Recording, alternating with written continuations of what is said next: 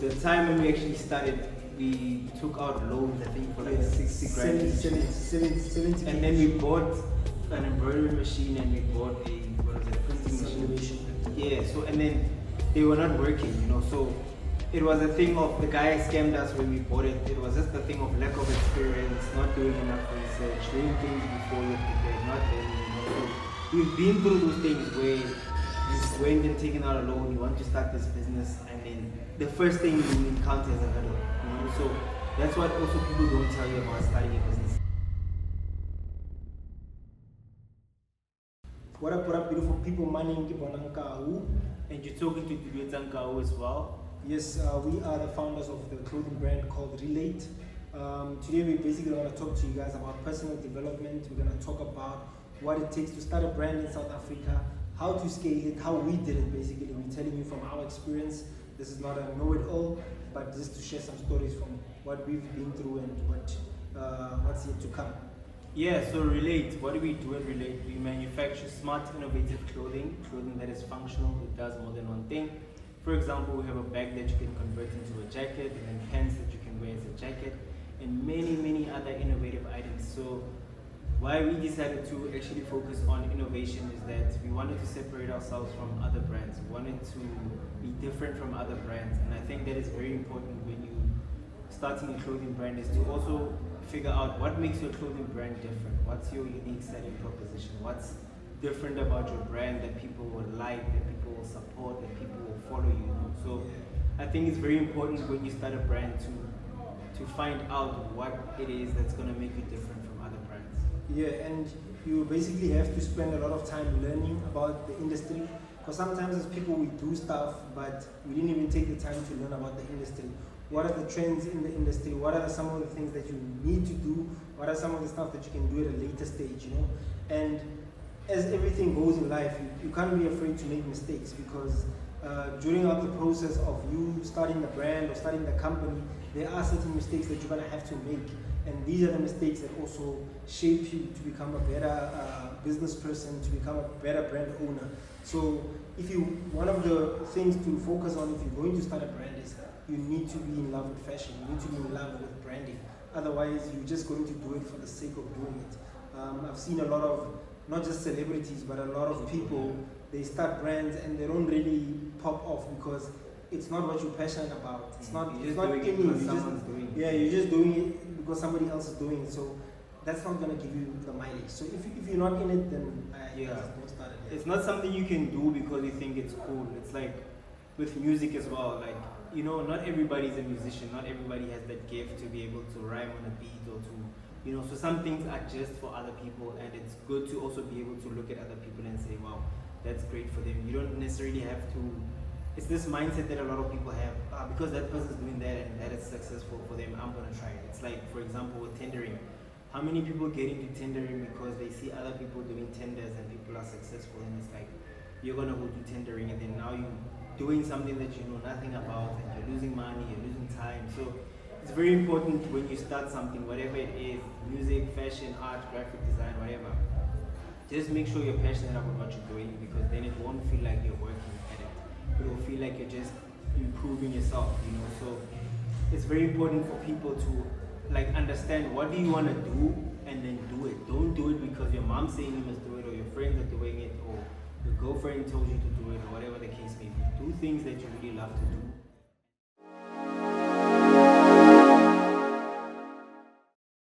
Because for us, how we started, we were in high school already printing t-shirts, but these were just t-shirts for our crew, not necessarily to sell. So fast forward a couple of years later, we had an event that we were hosting. We just decided to print some caps, like 6 caps, 3 black, 3 blue. These are just caps that we were going to wear as friends. Yeah. And then, funny enough, we didn't even wear them to the event. We wore them the next day as we were chilling and unwinding. So people started asking, guys, where can I get this thing? Where can I get these caps? So from there, it kind of gave us a clear idea that, this is something that we can actually push full time. So that's how we started, and we've been growing in 2016.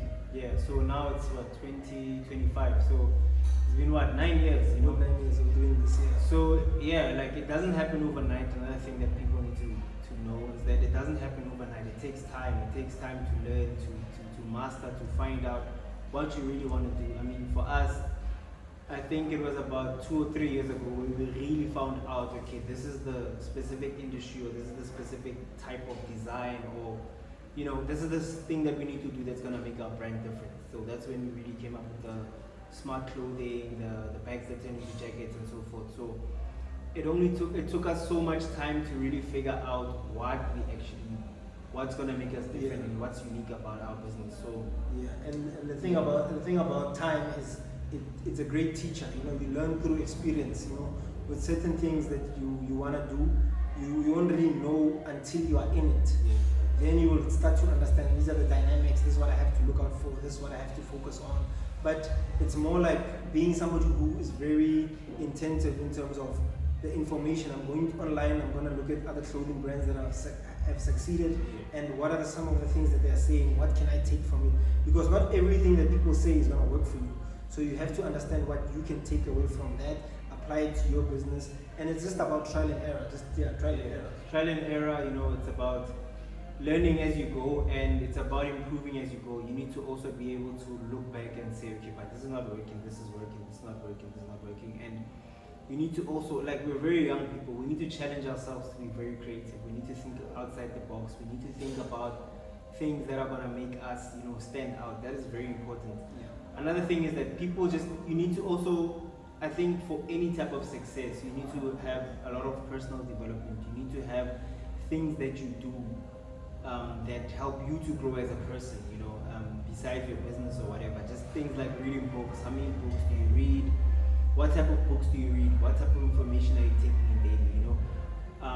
We can't just be people who are always on our phone, just scrolling through other people's social life. Oh, let me go see what Beyonce is doing. Oh, Mang is doing this. Oh, Mang is coming to South Africa, now let's go to the concert and whatnot. That's good and all, but how much time are you spending on yourself, on your personal development, on your growth, on things that make you level up? For example, I had a guy who asked me the other day to do a business proposal for him, right? So I told him the price, and he thought, wow, this is a lot.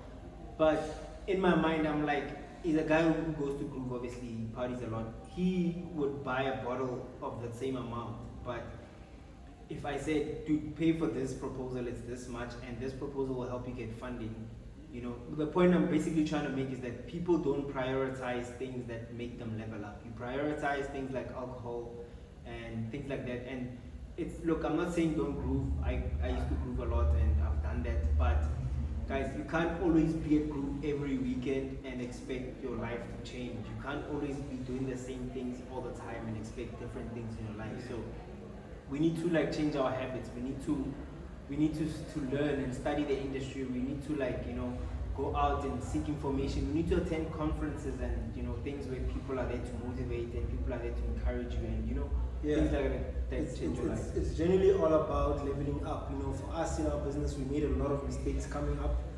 Sometimes we were also in a rush to do things without really thinking it through. Now you're about to spend 10 grand, you didn't really think, what is the return on investment? Will I get it now? Is this going to? But we had to pay those costs. We had to take the L's. So we can become better. But the time when we actually started, we took out loans, I think, for 60 grand. 70. And then we bought an embroidery machine, and we bought a printing machine. Yeah. So and then they were not working, So it was a thing of the guy scammed us when we bought it. It was just a thing of lack of experience, not doing enough research, doing things before you're prepared, not learning, So we've been through those things where you've went and taken out a loan, you want to start this business, and then the first thing you encounter is a hurdle, So that's what also people don't tell you about starting a business. It's generally a thing of problem solving. You learn to become better at problem solving. You learn to also be less anxious and don't panic. There's certain things you can't control. If somebody comes and does scam you, it's okay. I wouldn't say it wasn't necessarily your fault, but you learn from the next time to say, okay, this is how I handle money better. Before I pay someone, I do something like this. So oftentimes people see you with a lot of things and think, this guy's successful, or he has this and this. But for us to be able to even get to this level, we went through so much doubt, so much pain, so much frustration, losing a lot of money, So it's part of learning and the journey, and you can't avoid things like that. Yeah, you part know, of your, the most important thing for me would be like developing that ability to bounce back. You know, bounce back from anything that happens. Like you got kicked out, you got evicted. Like as you said, we took out a loan of 70, so we bought machines without necessarily knowing, because like we were just trying to be in this thing because we wanted to. In a way, we were a little bit in a rush, but 140K, you know, and you haven't really been working for that long. So you know, when you started working, then the bank can offer you a loan, and then you're like all excited, you take the money, all of a sudden you lost 140,000. So that ability to bounce back, because you could have just stopped right there and there and just said, you know what, this is just too much for us. But we kept on going. I also want to share just a testimony to that. We kept on going, you know. Yeah, I think 3-4 years later, one of my friends recommended us to Seda. Seda is a small enterprise development agency. So I'm just trying to add on to how sometimes when you do something, there is always a plan to remedy and get it fixed, you know, through obviously God and just how you believe. So we took out this loan for 140K, we lost.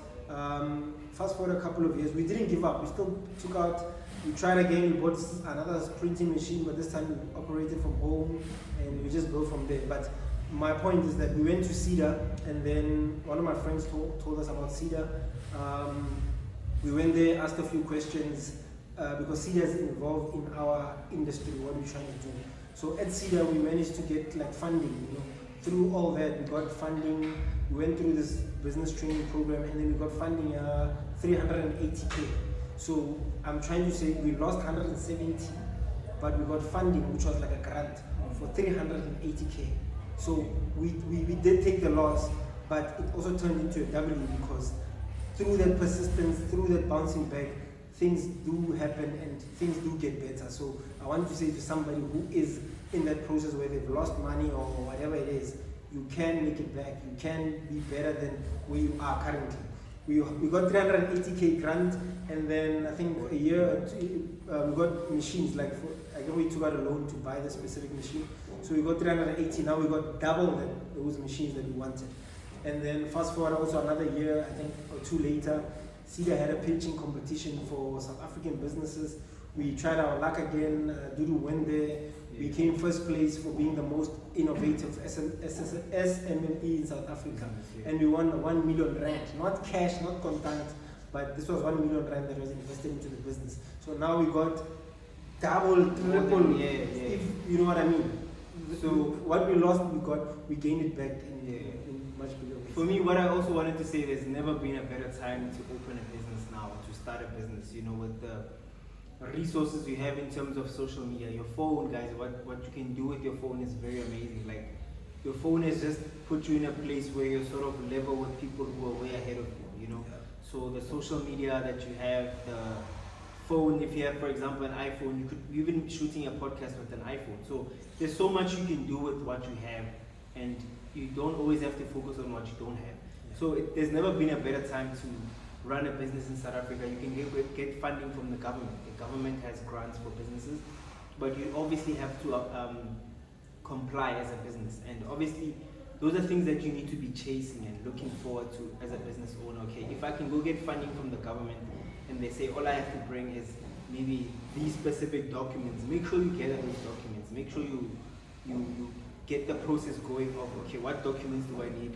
Let me go apply. What do I need to apply for? What, you know, so it's a thing also of, as a person, you gotta do research and find out what other ways that you can get to where you're going faster. I mean, like he mentioned that we won R1 million from pitch for funding. R1 million by obviously Seda and the Department of Small Businesses, but that has just fast-tracked our business in such a way that we never thought we could imagine. So if you don't involve yourself in things like that, I mean, going to stand in front of people, a lot of people, and going to pitch and tell people about your business in just 3 minutes, it's very nerve-wracking, if I should say, you know. But you gotta get through the things that, even things that make you scared, you gotta go through them. You gotta like stage fright. I mean, I'm a business person now. I need to go talk to a lot of people about business and opportunities and stuff like that. So there's gonna come a time when I have to get on stage and I have to address a crowd of people. Even if I'm nervous, it's something that I have to do. So that's part of being a business owner, that resilience of doing things even when you're scared. You know, those are the things that make you level up. Yeah, like as I said, you just have to be persistent in what you do. If you love what you do, then things become easier. If you want to be a musician, and somebody comes who's got influence, and they say, okay, let's hear one of your songs. Let's put you on the lineup so you can perform. Sometimes you also, by doing the work, by constantly being in love with what you're doing, you are ready. Not now when they say here's the opportunity, then you still have to go get ready. Yeah. But sometimes opportunities pass young people because they were not ready. You know, as I take it back to what I said about Seda, one of my friends said to, hey, I'm gonna go try Seda. I was like, this government funding stuff, But you know, sometimes when something in you says, no, go and do that, go and find out. So imagine if we didn't do that. We wouldn't have made it to the competition of winning the 1 million. We wouldn't have made it to getting that TTA's technology transfer assistance from Seda. We wouldn't have made those things if we didn't stick it through. So it's important just to be in it and just be persistent. Like, it doesn't all have to happen all in one day, 1 week, 1 year, but it takes time. But if you are really in love with what you do, then that will open doors for you. And it doesn't have to be perfect for you to start. You know, sometimes with people, you wait for that perfect moment to be like, you know, let's say you're a musician, you wait, where am I gonna get mics, or where am I gonna get studio, or what? Like, dude, use what you have. If you can record it your phone for now, record it your phone. If you can. So my point is that we need to make use of what we have and not always complain about what we don't have, because that's the biggest thing that draws people back. But I don't have this. Oh, no, I don't have this. Even for us, before we got our shop factory, we used to work in our living room, you know, and sometimes friends would visit, or people would visit and be like, you guys don't have a TV, or you guys don't have couches, or you guys, but our point and our plan was, we're gonna use this specific space to build our business, you know. Yeah. You know, so it takes time to get to where you wanna go, but use what you have now to get to where you wanna go. You know, use what you have as a ladder to climb up to where you wanna go. And another thing is, guys, don't be afraid to ask people.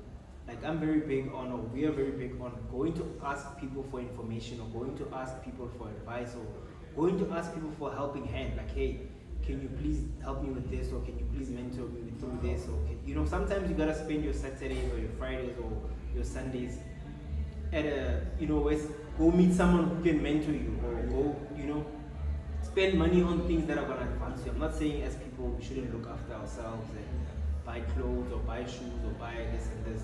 But don't always look to spend money on things that have no return on investment. You know? You gotta think about the future. Like, how do you want the future to look for you? But the president can't do it for you. Your mom can't do it for you. Your dad, your brothers, your best friends, girlfriend, they can't do it for you. It has to be a personal choice to say, this is the person I want to become, and I'm gonna take all the time, all the amount of years I have. Nobody knows how many years we have left. The amount of years I have left trying to be this person so that I can be better. And you also feel good, man. You know, when things start to happen, people start to recognize you, you know, things start to change. Like, you also now, you have to level up as a person. You can't just be on the ground, guys. And you have to focus. Another thing is, especially us as gents, you know, sometimes you're so caught up in chasing girls and all of this. And when you actually think about it as a gent, how much money do you spend on chasing girls? How much money do you spend on, if you had to, for example, you invite a girl over to your place, it's still money you have to spend in terms of whether it's you transporting her there, in terms of maybe buying drinks or whatever, food, you know. You don't know if it was just part or McDonald's, you know. So sometimes it's like, look at where your money is going. You know, sometimes as people we don't look at, okay, but I'm spending a lot of money on girls, for example. Maybe I want to meet 3 girls this week or whatever. How much am I spending on each girl, where I could have used that money for something that could have benefited me, you know? And also, don't be ashamed to be seen struggling. You know, sometimes you face it till you make it. You gotta struggle your way to the top. Like, sometimes people think that, and I blame social media. Obviously, it has this thing where you log on social media, and you look at someone's life, and you think, people are living glamorous or whatever. But people struggle to get to where they are. And don't compare yourself to other people, because on social media it's not everything that people post that is true. You know, sometimes the angles or you this and this, or the way you edited it makes it look a specific way. So don't be caught up on what other people are doing. Don't be in a competition with your peers, your friends. And your friends should be there to motivate you and pull you up. I mean, if you have to if you have to climb a taxi from maybe Rustenburg to go to Jersey to attend a conference about personal motivation or whatever, those are the type of things you gotta do. So you kind of have this attitude of, now I can't climb a taxi or I can't walk. You know, us as Jets, we used to walk, like before we even had cars or a car, we used to walk like every day. From you can't walk, you climb a taxi. If you can't climb a taxi, you ask for a lift. You can't have to a lift, you hike. If you can't hike, and then you're gonna get to where you're getting somewhere somehow. You have to make a plan to get to where you're going, and you have to go to the right places. You know, meet the right people. I promise you, with what I believe in God and how things work out, it's always God will always place people or a person in your life that will change things and turn things around for you. But you have to specifically be at that specific place to meet that person. You know, so yeah, and that's what it's about. As young people today, let's use what we have to our advantage. Let's use social media to advantage. Like people are making so much money on social media, but at the end of the day, it's also about building a brand. Whether you're building a personal brand or you're building a company brand, the brand itself is what takes you places. You know what I mean? People need to identify with you as this brand that I can work with. You know, once you become a good brand, people want to associate themselves with you, and your brand carries a reputation. You know, what do people know you for? Do people know you for showing up at Groove more than for your work? You know what I mean? So your personal brand is what can also take you places. So as people, we need to invest a lot into our personal brand, like who we are, who we become, what we think, what we feel, how we are, you know, how we treat other people. That just goes a long way. But yeah, this is just the first episode of. Can I just wrap up one more thing before about the personal brand? Is like you said, what do people know you for? Even as your friends, like you have specific friends or whatever, but you know your friends, or but this one is a bit lazy, or this guy's a hard worker, or this guy's, you know. So sometimes what people know you for is the type of opportunities you're gonna get. Because if you get invited somewhere and they say, okay, we need to bring two guys who can work hard or whatever for this specific opportunity, you, in the back of your mind, you're already gonna think about maybe two of your friends. Okay, that one is hardworking, that one is lazy, and that one is like this, so I'm gonna go with that type of person. So that's why we emphasize the importance of build your personal brand. So what do people know you for? Besides your friends or whatever, like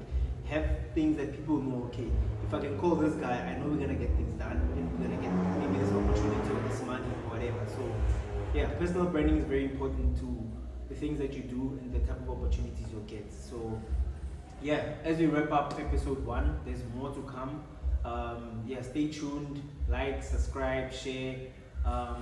This is a platform for us to engage each other, share knowledge. Like we said, we don't know everything, but we're gonna give you just a little bit of our knowledge and where we come from, where we're going, and yeah, our experience and all that. Yeah, man, guys, what it do, what it does. You know how we go, you know how we are. This is Can You Relate podcast, episode 1.